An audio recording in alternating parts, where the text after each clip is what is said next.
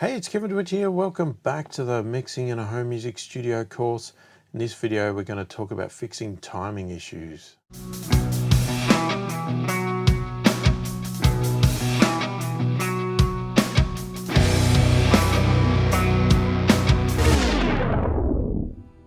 So firstly, if you are new to my channel and new to my videos and you like what you see, click the thumbs up, subscribe to the channel, click the notification bell to be notified of all my future videos. So fixing timing issues. This is a bit of a delicate subject or controversial. I don't know, however you want to say it. You know, I'm a good proponent for basically trying to get all this stuff right in recording. I think most artists should, you know, perform to a click track or a metronome, however you do it. And, you know, they should try to get things in time. Now, obviously, there's a lot of artists out there that are really arty and they just want to go with the flow and everything else. And, you know, that can work. And I'm not totally against it if it works and all the instrumentation works together. But it's more about making sure all the instruments and everything gel together. There's no point saying, well, you know, I'm a free spirit, whatever. I'm going to do my vocals and my guitar track, you know, totally without a click track. And then suddenly you come back 2 days later and do your bass guitar and drums and they're totally out of time. And then you try to put them together and it just doesn't work. You know, it just sounds horrible, right? It sounds totally amateurish and whatever else. And a lot of the time, timing issues are one of the big factors that make a song sound like it's done by an amateur. So I'm very keen for people to get it right during recording, and we shouldn't have to edit too much in the way of timing because, you know, just record it right. If it wasn't in time, record it again, get better at it and do that. But look, there are times where something is just the perfect take, well, almost the perfect take. It sounds good, you want it, you want to keep it, you can't do it again, but something didn't quite work. One note was out of time, or, you know, specifically more around where you might have a big stab or a big stop or an intro or something like that, where everything really needs to lock rock solid. Some of the times they, you know, they're just a bit too loose, they just don't quite get it. And, you know, I will fix those in mixing if I can. The reason I try to avoid fixing timing issues in mixing is because sometimes it's not easy to do. Some instruments just do not lend themselves to being cut up, moved around and, you know, adjusted and stuff like that. You know, you'll get obvious, you know, inconsistencies and artifacts and stuff like that with you chopping and moving parts around, but other ones do work quite well and you can move them. So I'll show you, you know, basically how I will do some timing issues, but like I said, I try to keep it to a minimum and only where I feel it's really critical to the sound of the song to make it sound its best. So let's get into Cubase Pro and I'll show you how I do it. So we've got a song here and I've sort of started out, and this is a perfect example of, we have a set of drums that are sampled. They're from Toontrack Superior using, say, the inbuilt MIDI files. So, you know, they're created by professionals. They are on beat. They're done to a click track. Perfect, right? And then the rest of the instrumentation has been recorded to go along with the drums. But as I said, you know, the artist has a bit of a feel, they go with their own flow to a point, and sometimes it doesn't quite well. The other possibility that can happen with this is that the drums could have been modified or added after the recording of the instruments. And what that can also have is that when you go and change your drums, then obviously they don't match anymore and they don't perfectly line up. So let's have a listen to this. I've just got it set with some drums, bass, and a piano. Okay, so there's a few timing issues in this, and I just want to show you some techniques, or show you the technique that I would use to fix some of these up.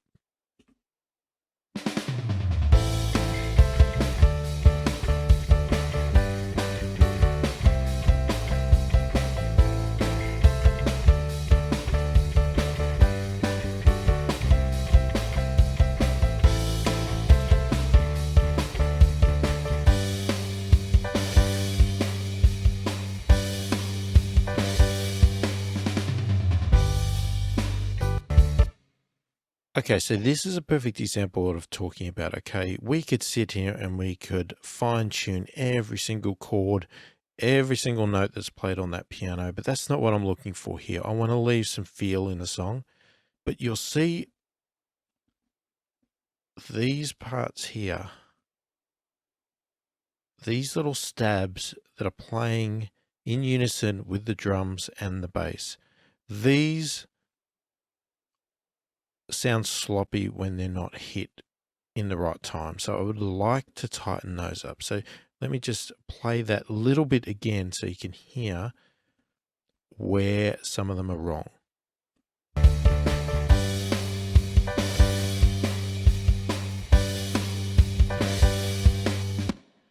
So you can even visually see it here. We've got on the beat,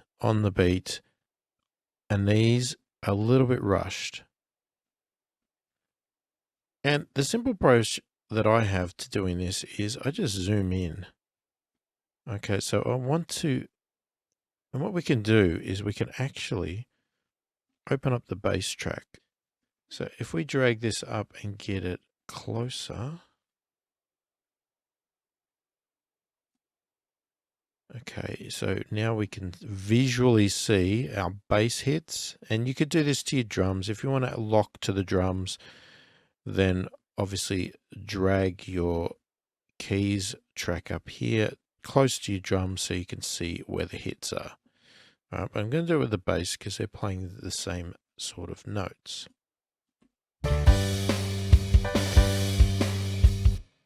Right, so you can see the bass is playing here and here, and the keys are playing here.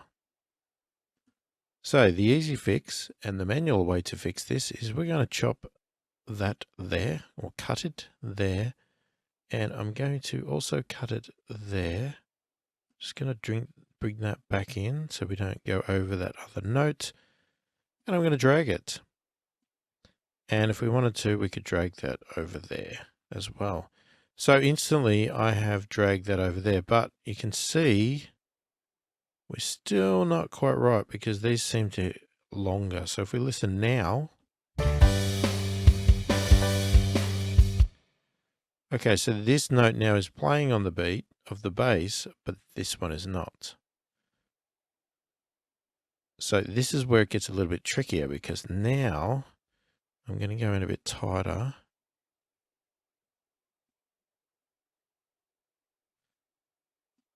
We're sort of blending over notes now.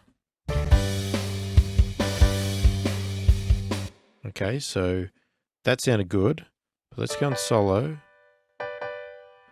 because we just want to make sure that these two here, we aren't getting any clicks or pops or anything like that in that spot.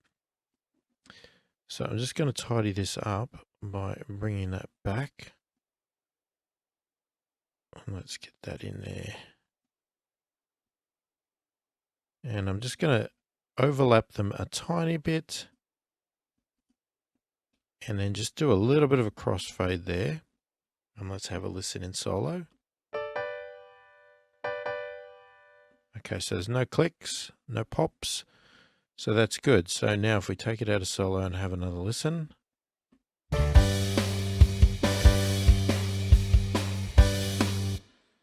That's good. So I always like to do fades where my tracks are just to avoid any chance of any clicks. There's no audio in that section, but we just want to be sure of that. Now again, we're going to have the same problem here. Okay, exactly the same thing that's happening. So again, I'm going to cut that. And we're just going to cut that there. Speed up the process, put a bit of a fade there. Just bring that back a bit. All right, so we know what's going to happen here. Okay, that's not lining up because of the way I brought that in. Okay, so I'll just cut that there. I'll just bring it back too far first, and then we'll line that up. Go a little bit over, Select the two, bit of a crossfade. Make sure we got a fade on the back end of both. Let's just bring that.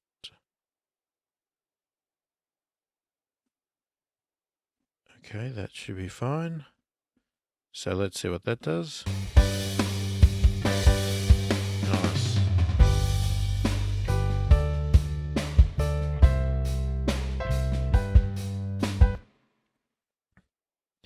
So you can hear here again, we've got this note here is a little bit rushed. So again, I'm going to chop that. This one is pretty much on track. So I'm gonna cut it there. And we're going to do that. I was just going to bring that there for the sake of it, but we could just put a fade in. And I can just drag that over. Actually, I'm just going to bring that back a bit. I just don't want the crossfade to happen over the top of that note. All right.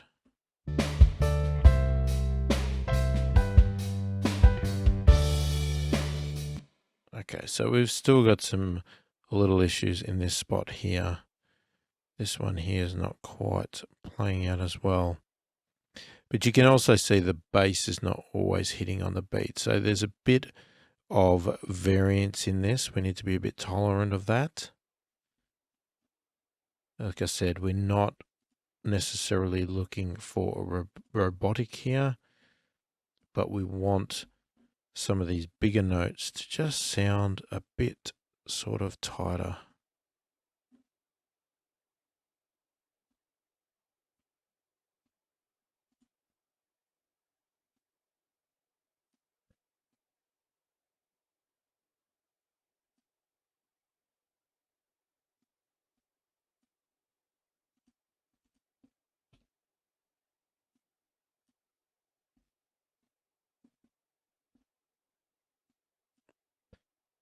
And we always make sure we tidy things up with crossfades and fades on the end as well. So what have we got now?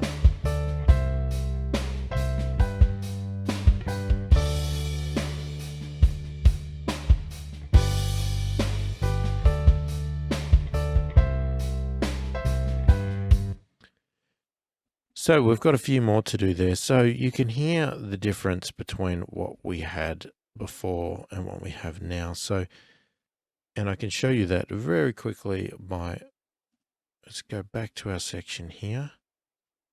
What I'm going to do is I'm going to duplicate this track. And what I'm going to actually do is I'm going to delete what we did before. And in Cubase, because the audio is never removed, I can just drag that back and we have our original here. And I'm just going to switch between the two. All right, so let's start with our original, which is the bottom one here. And this is what we had.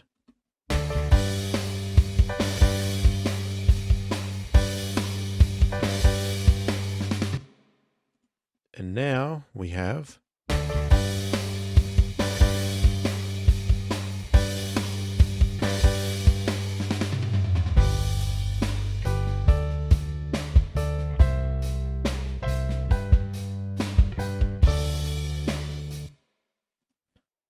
so let's play that bit as well.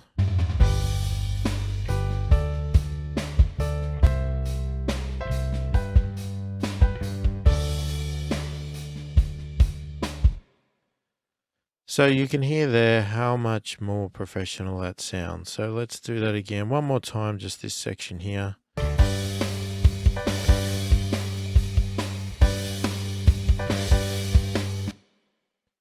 And our fixed up.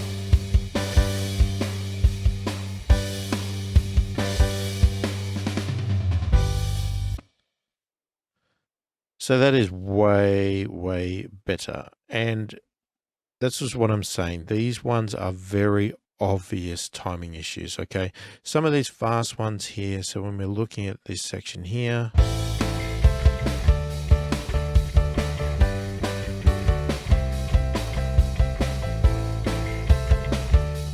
okay, they're not perfect, they're not on beat, they're not always matching with the bass, but we've got some feel there, we've got some individualism for whoever's playing that instrument, okay, their feel for approach to the song, which is fine because it's done at a faster pace. It's not an obvious beat as such, so you can be more tolerant with that.